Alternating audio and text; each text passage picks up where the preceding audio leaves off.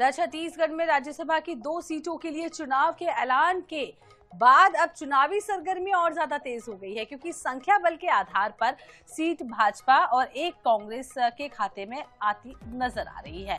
लेकिन अब सियासी मुकाबले को दिलचस्प बना दिया गया है, क्योंकि भाजपा ने SC, ST और OBC वर्ग से 7 नेताओं का पैनल तैयार कर हाईकमान को भेज दिया है, जबकि कांग्रेस में दावेदारों के नामों पर अभी भी मंथन लगातार जारी है। इसी बीच पूर्व मुख्यमंत्री भूपेश बघेल ने खुद का राज्यसभा की दौड़ से नाम भी बाहर बताया है। सूत्रों के अनुसार भाजपा हरियाणा की तर्ज पर 2 उम्मीदवार उतारकर क्रॉस वोटिंग की रणनीति भी तैयार कर सकती है।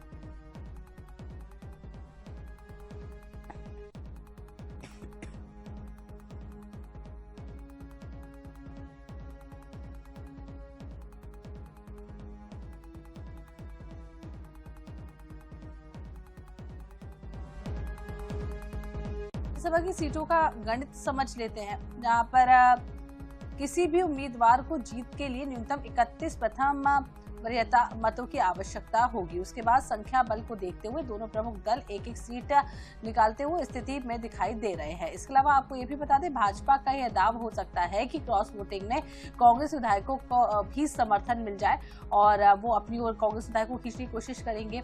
और सामान्य पिछड़ा और अनुसूचित जाति के नामों का पैनल जो है भारतीय जनता पार्टी ने तैयार कर लिया है।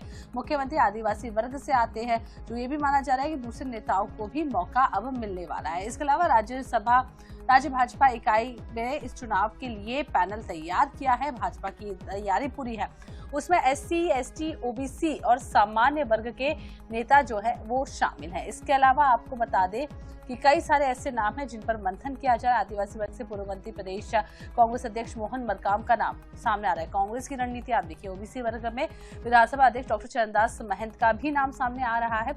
अब हालांकि नामों के पैनल अभी फाइनल नहीं हुए हैं, दिल्ली तक नाम नहीं पहुंचे, लेकिन ये कुछ नाम है जिन पर कांग्रेस है जो लगातार मंथन कर रहा है। अब देखना होगा कांग्रेस किस तरीके से रणनीति बनाता है और इन सीटों के लिए किसका नाम आगे रखता है। हालांकि अगर हम बात करें, छत्तीसगढ़ विधानसभा में कुल 90 सदस्य हैं और इसी के आधार पर वोट, जिसमें भाजपा के पास 54 है और कांग्रेस के पास 35, एक गोंगपा का विधायक है।